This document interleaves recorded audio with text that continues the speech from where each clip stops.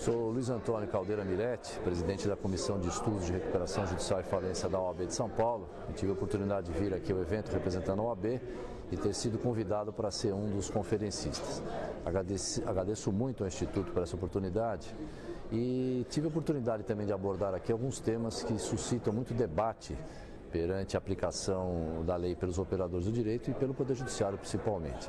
O primeiro deles foi a questão relativa à novação dos créditos em planos de recuperação aprovados com sentença concedida e que possibilitam a exclusão da obrigação de sócios avalistas em obrigações em contratos bancários. Eu defendo essa tese de algum tempo e a jurisprudência ainda está tentando se formar nesse aspecto, mas majoritariamente a previsão é contrária a essa minha tese de exclusão da obrigação do sócio avalista por força de novação.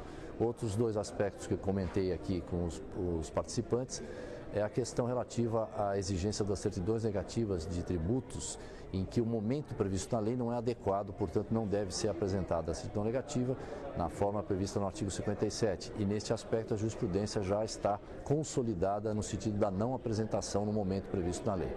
E por fim toquei no aspecto relativo à não suspensão das ações de execução fiscal, na forma do artigo 6º, é uma crítica que faço ao texto da lei nesse aspecto, porque entendo que deveria haver a suspensão. E mais do que isso, já com decisões do STJ. Não permitir a alienação e leilão de bens garantindo execuções fiscais da empresa de recuperação judicial. Posicionamento já adotado pelo STJ, reconhecendo a necessidade de não comprometimento do patrimônio da empresa de recuperação judicial para fins, inclusive, de cumprimento do plano de recuperação judicial.